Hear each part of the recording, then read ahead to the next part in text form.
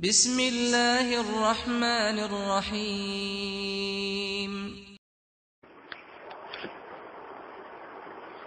الحمد للہ رب العالمین والصلاة والسلام علی سید الانبیاء والمرسلین، اما بعد۔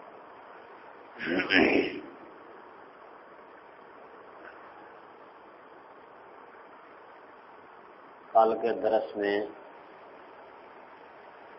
روزے کی فرضیت اور سحری کے متعلق کچھ باتیں آپ کے سامنے بیان کی۔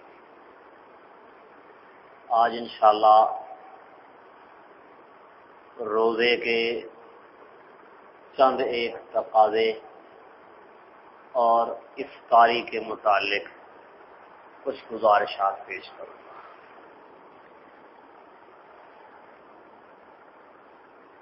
اللہ سبحانہ و تعالی نے فرمایا ہے کہ اے اہل ایمان، تم پر روزہ اس طرح سے فرض کیا گیا ہے جس طرح تم سے پہلے لوگوں پر فرض تھا۔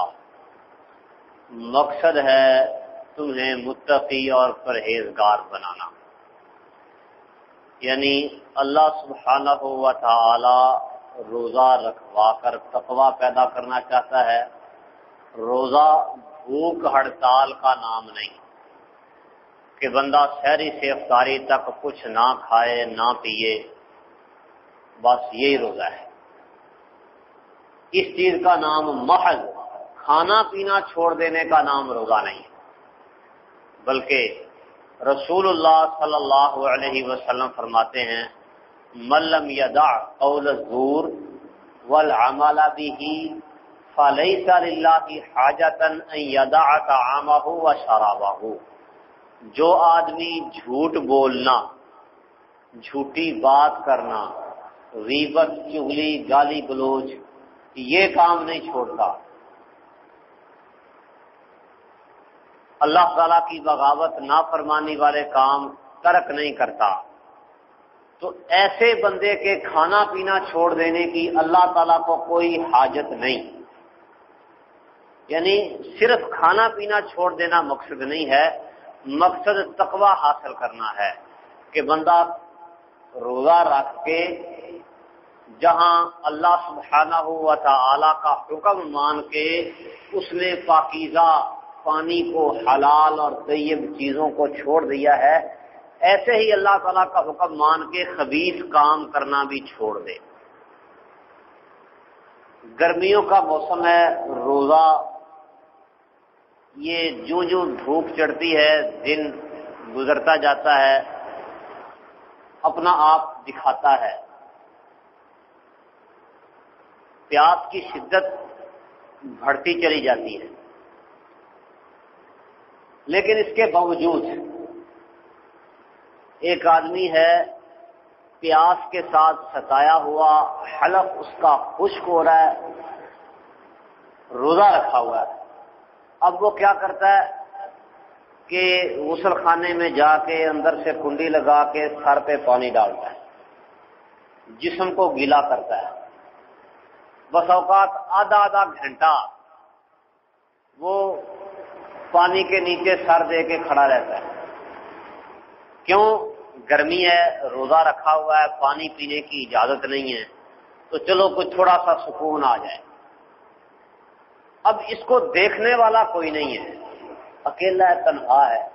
اگر وہاں یہ پیٹ بھر کے بھی پانی پی لے تو کسی کو کوئی پتہ نہیں چلتا، ایک آدھ گھونٹ پانی کا پی لے کسی کو کوئی پتہ نہیں چلتا کہ اس نے کیا کیا کیا نہیں۔ لیکن پھر بھی بدنامی کا ڈر نہیں ہے، کسی کو پتہ چلنے کا، ایکسپوز ہونے کا کوئی خدشہ نہیں، پھر بھی ایک قطرہ پانی کا حلق سے نیچے نہیں اترنے دیتا۔ کیوں؟ اس لیے کہ اللہ تعالیٰ نے روکا ہے، اس کے علاوہ تو اور کوئی وجہ باقی نہیں رہ جاتی ہے، صرف اور صرف یہی وجہ ہے کہ اللہ تعالیٰ نے روکا ہے کہ مغرب تک، سورج کے غروب ہونے تک کچھ کھانا پینا نہیں۔ تو جیسے اللہ تعالیٰ نے مغرب تک کھانے پینے سے روکا ہے روزے دار کو، ایسے ہی اللہ تعالیٰ نے مسلمان آدمی کو روکا ہے کہ وہ اللہ تعالیٰ کی بغاوت نافرمانی والے کام نہ کرے، لڑائی جھگڑا نہ کرے، غیبت چغلی نہ کرے، جھوٹ نہ بولے، دھوکہ فراڈ نہ کرے، امانتوں میں خیانتیں نہ کرے۔ کتنے ہی احکامات ہیں جو اللہ تعالیٰ کے ہیں۔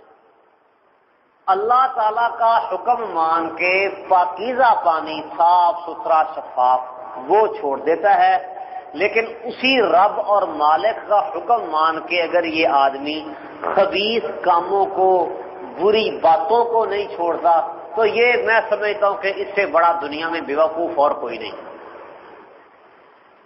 کہ ایک ذات کا حکم مان کے اچھی چیزیں چھوڑ دیتا ہے لیکن اس کا حکم مان کے گندی چیزیں نہیں چھوڑتا، اس سے بڑا بیوقوف اور کوئی نہیں۔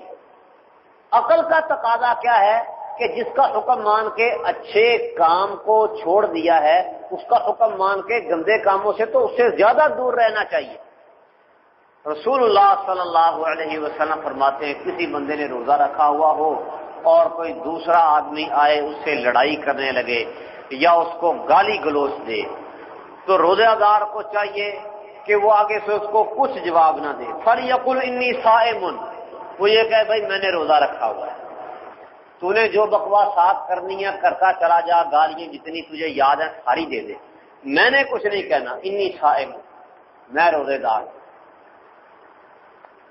یعنی کہ یہ روزے کا تقاضا ہے کہ بندہ گناہ والے کام سے بچے۔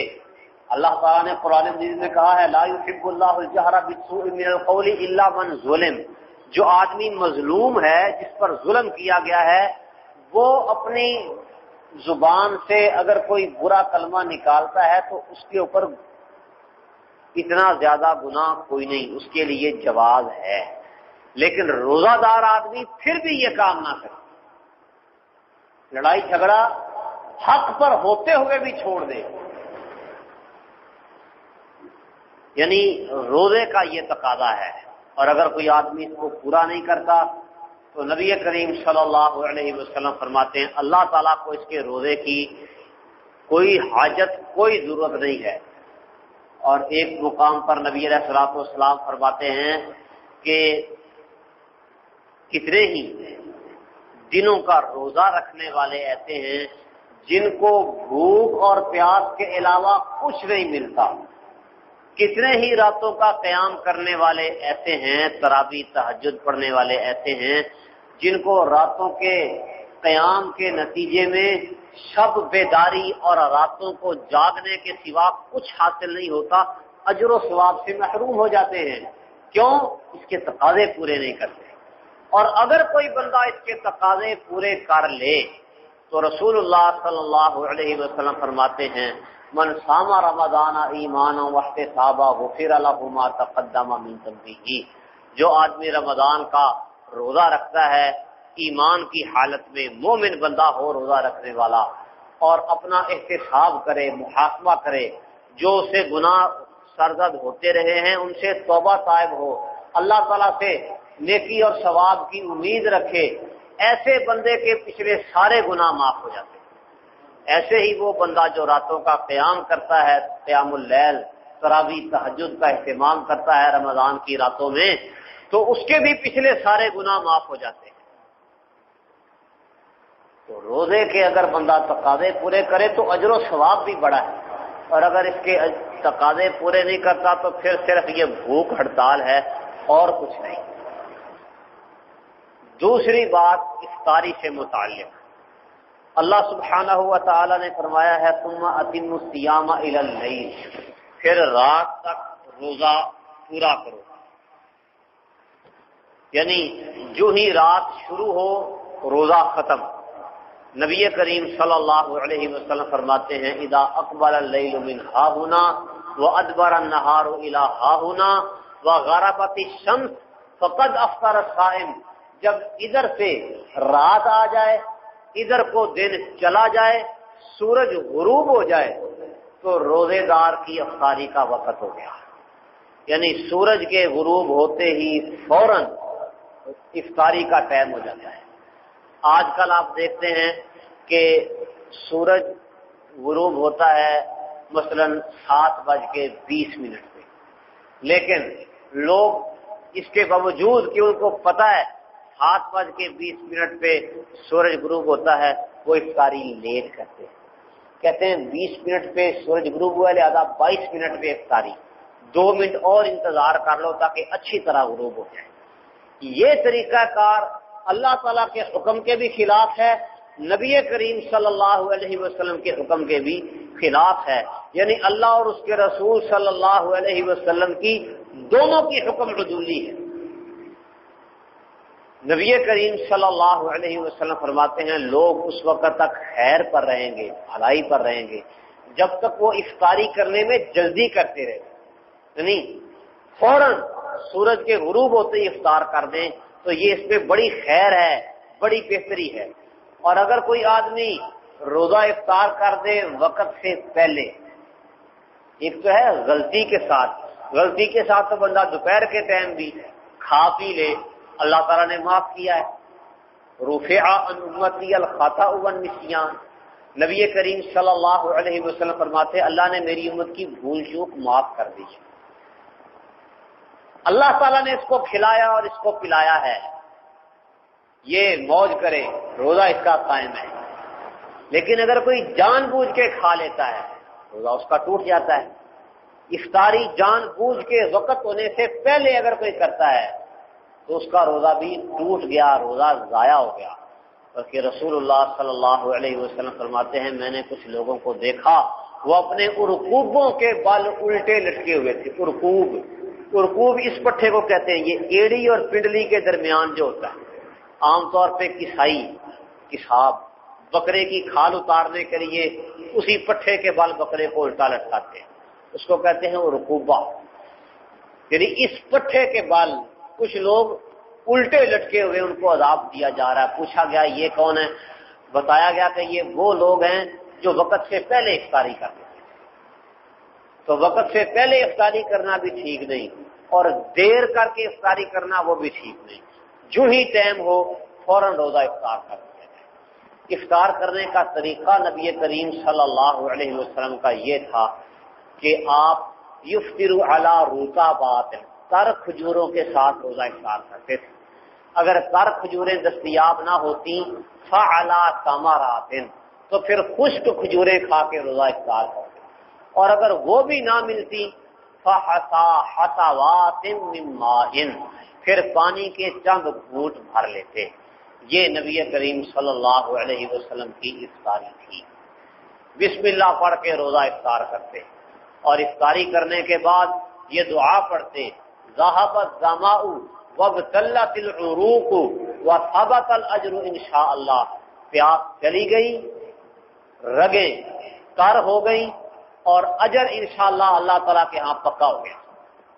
یہ افطاری کے بعد کی دعا ہے۔